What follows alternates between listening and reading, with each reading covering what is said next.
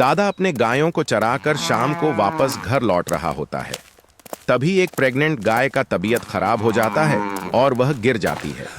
दादा आगे होने के कारण उसे नहीं देख पाता और वह वापस घर आ जाता है। बेचारी गाय का दर्द से बुरा हाल हो गया था। उसके अंदर चलने की ताकत नहीं थी। धीरे धीरे शाम हो गया और बर्फ पड़ने शुरू हो गया और ठंड के कारण कांप रही थी। उसी ठंड के बीच गाय ने 2 नन्हे बच्चों को सही सलामत जन्म दिया। तभी उसी रोड पर मुन्ना अपने बकरियों को चराकर वापस घर लौट रहा था।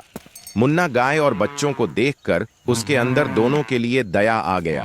मुन्ना गाय के लिए अपने सारे बकरियों से एक घर बनाता है।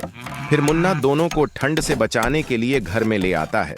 वह गाय और बच्चों के लिए पीने का पानी खड्डे से भरकर ले जाता है, लेकिन गलती से पानी में एक मेंढक चला जाता है और गाय अनजाने में उसे पी लेती है। अगले दिन सुबह होते ही सभी लोग अपने अपने घर के लिए लौटने लगते हैं।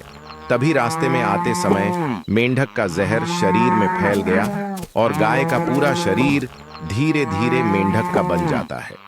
गाय घर जाकर दादा से सारी बात बताती है, लेकिन दादा उसे पहचानने से इनकार कर देता है और बेचारी गाय को मार मार कर घर से भगा देता है। गाय अपना शरीर ठीक करने के लिए किंग मेंढक के पास जाती है। किंग मेंढक समुंदर का सबसे ताकतवर किंग था। उसी के कहने पर सब होता था। गाय उससे अपना शरीर वापस पहले जैसा नॉर्मल करने की भीख मांगती है, लेकिन दुष्ट किंग मेंढक उसकी एक नहीं मानता और गाय को वहां से भगा देता है। फिर गाय अपना गुजारा करने के लिए समुंदर से निकलकर एक जंगल में चली जाती है। तभी कुछ मधुमक्खियों के झुंड ने गाय के ऊपर हमला कर दिया, जिसके कारण उसका शरीर ठीक हो गया, लेकिन उसके शरीर पर मधुमक्खियों ने घर बना लिया। फिर गाय जंगल से निकलकर एक गांव में चली गई। गांव के लोग उसे देखकर हैरान हो गए। फिर गांव वालों ने मिलकर एक मीटिंग किया और गाय को अपने पास रखने का फैसला किया। फिर गांव वाले मिलकर भटकती हुई गाय को अपने साथ घर ले आते हैं और उसके लिए स्पेशल अलग से रहने के लिए एक घर बना देते हैं।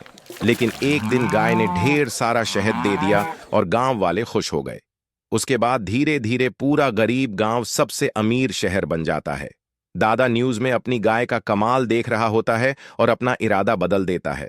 उसके बाद दादा गांव वालों को डरा धमकाकर उसे अपने घर ले आता है। फिर वह गाय को जबरदस्ती दांत कर उसे शहद देने के लिए कहता है, लेकिन गाय बोली, आप लोग लाइक सब्सक्राइब करके कमेंट में बताओ, मैं शहद दूं या गांव वापस चली जाऊं।